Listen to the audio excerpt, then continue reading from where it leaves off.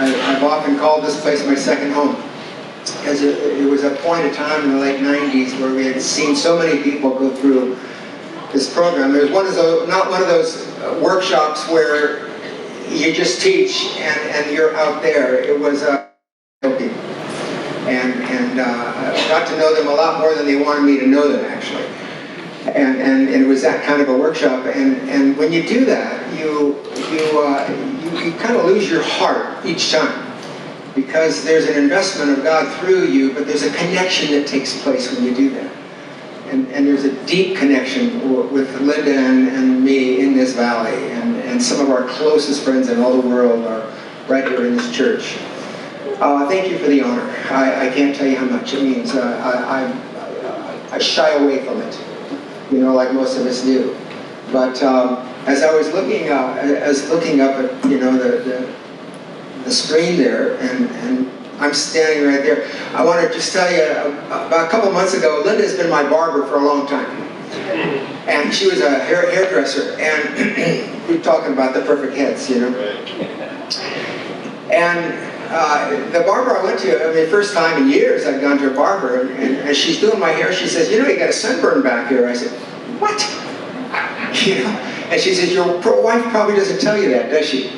And as I was looking at that, I was going, now I know what she needs. I'm going to get a little bit more like Kevin here. I'm on my way. The perfect head is arising. It's coming. Yeah. Oh, it's fun to have fun. Luke chapter 15. We're reading it in the NIV, and Jesus continued, verse 11. There was a man who had 2 sons. The younger one said to his father, Father, give me my share of the estate. He divided the property between them.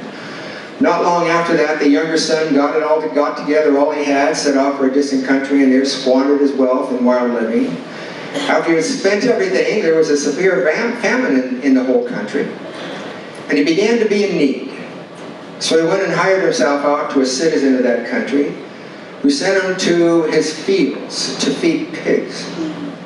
He longed to fill his stomach with the pods of that the pigs were eating, but no one gave him anything. When he came to his senses, he said, how many of my father's hired servants have food to spare? And here I am starving to death. I'll set out and go back to my father and say to him, Father, I've sinned against heaven and against you. I'm no longer worthy to be called your son. Make me like one of your servants. So he got up and he went to his father. But while he was still a long ways off, his father saw him and was filled with compassion for him. He ran to his son, threw his arms around him, and kissed him. The son said to him, Father, I have sinned against heaven and against you. I'm no longer worthy to be called your son. But the father said to his servants, quick, bring the best robe, put it on him. Put a ring on his finger, sandals on his feet. Bring the fatted calf, kill it. Let's have a feast and celebrate. For this son of mine was dead and is alive again. He was lost and is found, so they began to celebrate. Meanwhile, the older son was in the field. When he came near to the house, he heard music and dancing. He called one of the servants and asked him, what's going on? Your brother has come, he replied, and your father has killed the fatted calf, and because he has him back safe and sound. The older brother became angry and refused to go in, so his father went out and pleaded with him. But he answered his father, look, all these years I've been slaving for you and never disobeyed your orders. Yet you never gave me one, even a goat, a young goat, so I could celebrate with my friends. But when this son of yours, good little thought there, when this son of yours who has squandered your property with prostitutes come home, you killed a fatted calf for him, my son. The father said, you're always with me. Everything I have is yours. But we had to celebrate and be glad because this brother of yours was dead and is alive again. There's a comfort that comes with being the good child in the family, knowing that you have other siblings that are not. You know what I'm talking about. There's a sense of comparison. There's a sense of righteousness that comes. And I didn't realize this until very recently when two of my older siblings passed away. And I'm the youngest child of 6, and I grew up watching rebellion in their lives, and I remember making vows at the table, you know, as a little kid. The youngest one has an incredible advantage because he learns from the older ones and says, I'm never going to do that, and so forth. And little to unbeknownst to me, I really saw it in the last year or two, as a couple of them have died. How much I've lived my life in comparing them to them. Even though I followed the Lord all these years, there was something that crept in on me that was very subtle. And instead of looking to where I need to be looking, there was always a sense of, well, I'm doing it right. You know, and that comparison is so wrong because, as you know, there's only one person we're to be able to look our lives to and to focus on. This message I'm giving this morning is not for a certain few. It's not for the prodigal, although there could be some here this morning. I doubt it. There could be. They're showing up more and more because God is doing an amazing work in our land today and in the world of returning the sons to the fathers and the fathers' hearts to the sons, as prophesied out of Malachi. But what I want to talk about this morning is just going over this whole thing. There's a hunger that I believe is placed in the heart of everybody that's born. The book of Ecclesiastes, chapter 3, verse 11 says, He has also set eternity in their hearts. That I believe part of that is a craving to come home into the arms of the Father. In the same way that we know the picture we just described, we just read it here in Luke 15, of that father seeing the son come from a long distance and running towards him. Literally running towards him, wraps his arms around him, and this display of affection, and just finds himself at home. If you could put up that overhead that I have, it's a picture of Rembrandt's painting of the son coming home, and it's an amazing thing. Henry Nouwen wrote a book on the prodigal, and it's an amazing picture. Henry Nouwen went to St. Petersburg to spend some time looking at that picture, that painting. He asked permission to go into the wherever it was, and communist land, and he got permission for about 3 hours just to sit in front of this picture. And as he started studying it, he started to see, lots of things were coming. You see the elder brother in the background, and with a smirk on his face and a kind of a stern look. There's a picture of a masculine hand, and then there's a feminine hand. Because parenting, the father heart of God is not just displayed from a father, it takes a mother and a father, a masculine and a feminine, to be able to bring the father heart completely of God through to the child. Train a child in the way that they go, and when they're old, they will not depart from it. I want to say that the word father, as we've come to see over the years of doing these workshops, is the most powerful word in any language. I don't care what culture I've been in. I've been in Mongolia, I've been Russia, back and forth, east and west. I've been Central Europe. I've been in a part of Africa. I've been in lots of places. And this is a consistent theme. The further a culture is away from Jesus, the more this message is pertinent. I remember about over 20 years ago, we were in Mongolia, and there was a pastor there who was the oldest pastor in Mongolia at that time. He was 32 years old. And he started talking about his father that he didn't really even know. It was a culture that had gone inside of itself. And I remember when he was done, he was just starting to weep. And I took him into my arms, this big man. And he's just weeping on my shoulders because it was the first time he had ever had a hug from any father figure. Father is the most powerful word in any language. My own father, and I've told this story so many times, I had a great relationship with my dad. He took me hunting, he took me fishing, he introduced me to the outdoors, he would play catch with me. I went into sports because, and the same sports he went into. I loved my dad. The best times that I had in my life with any man at all when I was growing up was with my father. Duck hunting, deer hunting, on a trout stream with a fly rod, and teaching me how to cast that fly. I love the outdoors because of that man. But I want to say something to you. I didn't know that man. Oh, I just said it. I loved him more than anything. We had these great times together, but I didn't know him. What do I mean by that? See, the word love was never used in our family. And that generation was kind of that way. My father was born in 1901, so I mean, and I was 40 when he was born. But the reality is, the closest I ever got to my dad was a handshake. And that was it. I didn't grow up going, oh, I wish my dad would hug me. No, I didn't have that at all. Didn't know the need was even there. It didn't enter my mind. In fact, anything like that would come on television. So there would be a kissing scene. My dad would go, cover your eyes, kid, cover your eyes. Mush, mush, this is mush. You know, any love word, never used, I love you, never heard, I love you. Because it's mush. But when he was dying in 1975 of cancer, and it was a slow death, about 6 or 8 months, I'd be driving him back and forth to San Francisco. I was living in Petaluma at the time. And taking him to chemotherapy. And I remember thinking, I'm losing my dad here, and I want to be able to connect with my father. I want to connect.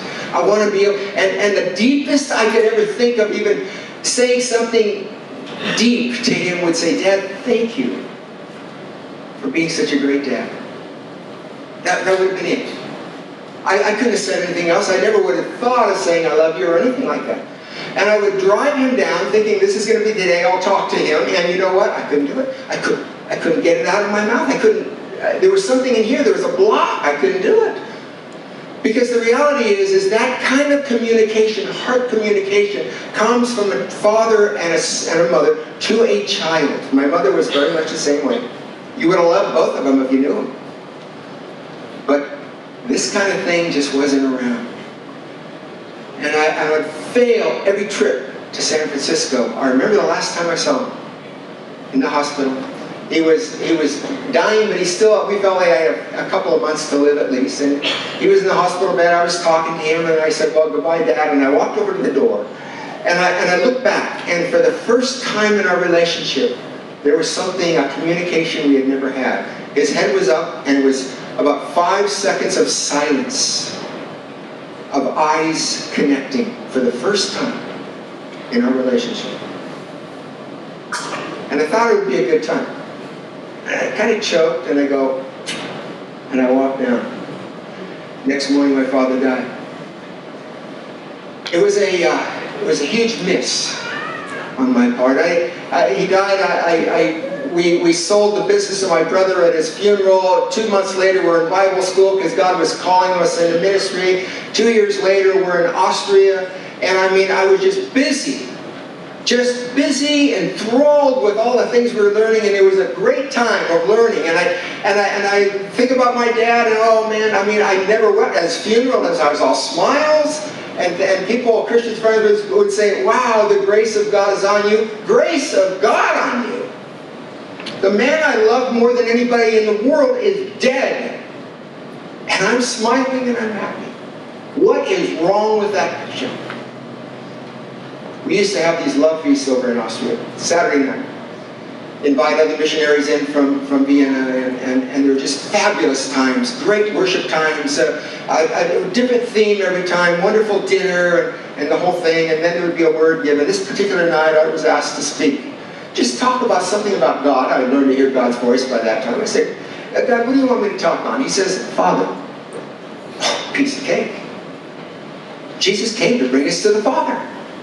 I thought that was, but I always like something personal. And I'm waiting, and a couple days before, and I'm waiting, and nothing's coming. I'm ready to be introduced, and I'm thinking, God, you better show up pretty soon. I thought, well, you're just really testing me. So I stood up and I said, tonight I'd like to talk about thought. And I couldn't go any further. And up from here came 3 years of repressed grief. And I just started weeping and weeping. I didn't realize what it was at first. I mean, there was like 60, 70 missionaries in the room. And I'm just weeping. And I said, I don't know what's going on here. I think it has something to do with my father. Pretty dumb, and I'm just, and nobody knew what to do, and I'm just still gut-wrenching weeping. And pretty soon these arms came around me, and they're the arms of a retired Presbyterian minister that had given the last days of his life to Youth with a Mission. And he was a father for us. And he took me into his arms. And I got my head on his shoulder, and I just continued weeping. And his words to me were this, Jerry, from now on the Father wants to be your father. And it was the beginning of a sweet thing that took years to develop. That I didn't realize, I had touched something that night. Years later, we're down here in Idaho, down in Riggins, up Rapid River. We had Rapid River Ranch there, and leading the work for YWAM, it was a work where it was started out well, and yet our schools were small. We had a $25,000 a month a year mortgage payment, and we started to get behind on finances. I remember going to the bank one at that day, and I couldn't pay off the yearly mortgage, and so we borrowed another $25,000 from somebody else, and couldn't pay that off, and the debt started accumulating. It was getting worse and worse, and it got up to a peak where I'm just going, we're dead. I mean, I don't know what's going to happen here. Pretty soon, I felt like the Lord said, release your staff and see where I'm going to lead them. Half of our staff went from 24 to 12. See, at conferences, at missions conferences, that doesn't look good. How's your staff doing? Well, we're in half now. How's your schools? Well, we just had 5 paying students. And so we're in greater debt. And it got so bad, different things going on relationally within the base, and it got so bad. One night I turned to Linda and I said, Linda, I got some great news. And she said, what is it? I said, it's not going to get any worse. It can't. The next morning, Linda went to the doctor and found out she had cancer. And it got worse. And it was almost a year of going to Boise. She had the mastectomy and 6 months of chemotherapy. And people talk about those times where, why, the presence of God was so close. It wasn't. I knew He was there, but there was no comfort. I felt nothing. And it was a severe test for me. 11 months from the operation, she went to the doctor again and found lumps on her other breast. And the doctor says, this does not feel good. Her aunt had just died from the same malady. Her mother had just contracted it herself. Cancer was not a good word in our family. And outside, I'm saying, Linda, we're going to get through this. We're going to make this. Inside, I'm going, God, what's going on? I remember going for a walk and saying, Lord, and it was as solemn a thing as I had ever done in my life, because I had contemplated. I said, okay, what am I going to do? I said, Lord, I'll tell you what.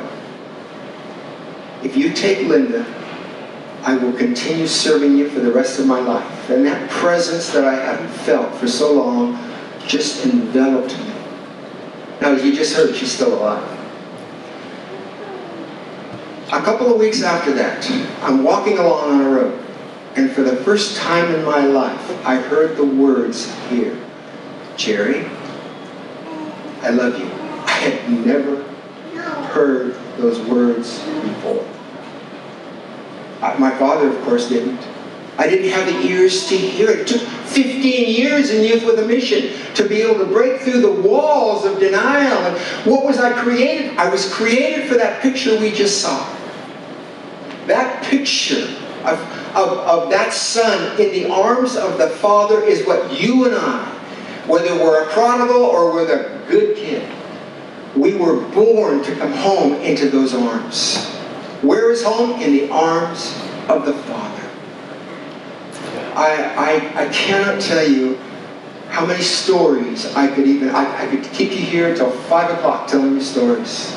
Mike and Deb could do the same thing more because we did so many at their house here. Father, the most powerful word in any language. The 2 Corinthians 5:17 says this, therefore, if anyone is in Christ, the new creation has come. The old has gone, the new is here. All of this is from God who reconciled us to himself through Christ and gave us the ministry of reconciliation. That God was not counting people's sins against them, and he has committed to us the message of reconciliation. We are therefore Christ's ambassadors, as though God were making his appeal through us. Like I say, so many stories. In the same way that I wept my eyes out on those shoulders of Don Kirkby in 1978. I've had so many people do the same. And I found that nobody's come home until they've come home into the arms of the Father. Have you ever heard him say, have you ever had that experience where the coin dropped from here to here? Where I love you went from here to here. That long, great distance. To be able to have the privilege of even bringing a message like this to any crowd, I can't tell you what a privilege it is. It's the number one message I believe God has on his heart for these days, right now. Of a culture that has gone haywire, and ours has. Just finished 2 weeks at a discipleship training school up in Montana teaching. 35 young people, 18 to 20-year-olds, and being connected to this 76-year-old man. Because they're hungry for the heart of the Father. And to listen to some of their stories. We didn't go deep. But to hear the weight that these young people are carrying. And hungering to come home into the arms of the Father. And the privilege of being able to take so many of them into my arms. They would share and they would speak, but it wasn't complete until my arms came around them. And God was able to bring it deep inside of them. Now, a story I've told so many times. Some of you have heard it. Some of you have heard it a lot. But I tell it again because it's the classic story that I believe God is wanting to do for everybody. And I'd come home, this goes back about 25 years ago. I'd come home from doing a series of workshops, and I was tired. I was wasted, absolutely wasted. And one of the things I like to do is get outdoors. I go walking, and it was in the fall, and so it was time to get firewood in. So I got my chainsaw and went up on a mountain, and I'm by myself overlooking Flathead Lake. We live up in Montana in the Flathead Valley. And I was having the time of my life. Just dropped a couple of great red firs, and I was, bringing them into rounds and rolling them down the road and having the time of my life because I am alone. And up comes this little Datsun truck. Big bearded guy, And I'm on the road, and he just comes by, he stops, and I've got the chainsaw in my hand, and he says, "How you doing?" I said, "Good." I said, "What are you doing?" He had a disabled sticker on his, license plate. He says, I'm going up here, it was a week before hunting season, so it's just this time of year. He says, because I'm disabled, I can get up a week ahead of you, I might be able to find my elk. And I said, "Oh, good for you." I wanted him to go. He says, "What do you do?" I said, "I'm a minister." Nobody wants to talk to a minister. He says, "Christian?" I said, "Yep." "Oh yeah, I used to go to a church, big church over in Seattle. My wife and I were in a powerful church. Bible school, the whole thing. My wife was one of the teachers. That was a long time ago. So to make a long story short, my wife ran off with that pastor. He says, I hung around the church for a while, but I'm a loser. Nobody would listen to my story. I'm a loser. I'm an alcoholic, been an alcoholic for 18 years, just came from the bar down there on Lakeside. I'm an alcoholic, I'm a loser. I put my chainsaw down. and I said, man, that is a heavy story. He goes, yeah, well, what are you going to do? I said, well, I'd like to talk to you a little bit about forgiveness here. And I said, and I just gave 2 minutes. I mean, this whole thing didn't take more than 20 minutes, if that. And I said, have you ever forgiven your wife? And he goes, oh yeah. He says, I still love her, He says, but I forgave her last year. I said, what about that guy? He had a gun between the seats and a pistol on the seat. And he looked at the guns and he looked at me and he says, man, he said, if you were that guy, you'd be dead right now. And I said, well, he had a deteriorating back and that's what was his problem. I said, that could be part of your problem is because what's inside is working itself. He goes, yeah, but basically what he said was, it's worth it. You know that feeling of, I've been dealt a blow and I have a right to feel this and I have a right to make this sucker pay. And this is where he was at. I said, wow, I said, after a little bit, I said, is it all right if we do something? He said, what do you want to do? And I said, I'd like to get you released from this. And can I do something? He says, go ahead, he's still behind the wheel. And so I got down like this, and I'm looking back into his face, and I said, can I ask forgiveness for this man, for stealing the love of your life away from you? And he's just literally shaking like this, And he said, it was not an easy thing. You could tell he wasn't just, oh yeah, I forgive. No, it was deep. And finally he got the words out, he goes, I forgive. He goes, oh, that feels so good. I said, really? I'm sure it did. I said, is it all right if we go a little bit deeper here? And he goes, what is deeper than that? And I said, your father. I said, your father's the one that called you a loser, right? And he said, which father? I had 13 different fathers growing up.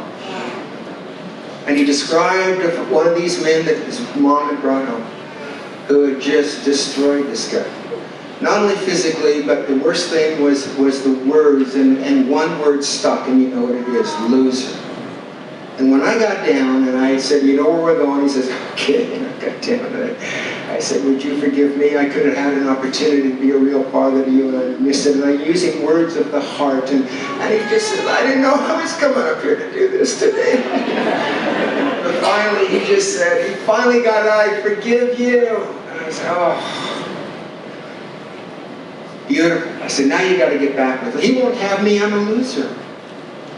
He said, I don't want to hear that word again.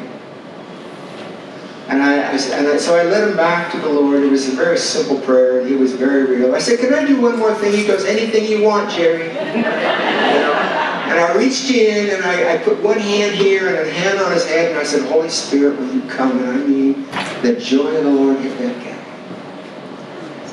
As he drove off, and it wasn't long after he did, the thought came into my mind, he who refreshes others will himself be refreshed. I wanted to get refreshed by being alone. He has therefore given us this ministry of reconciliation. But before you can bring others into that relationship, you have to be there yourself. And it's so easy to say the words, it's so easy to read the passage that we've all heard so many times, the words of the prodigal. But you know what? Everybody needs to hear it. But God is calling fathers and mothers out today. Because there's a move of God coming on the earth that is going to be greater than anything we've ever seen. There's an awakening that our nation and the world needs badly. And we're living in the last days of the last days. If you don't believe, just read the papers. Read the papers. No papers anymore. Can't even start my fire. How do you do that with that? Oh. There's an out for that. Would you all stand with me right now?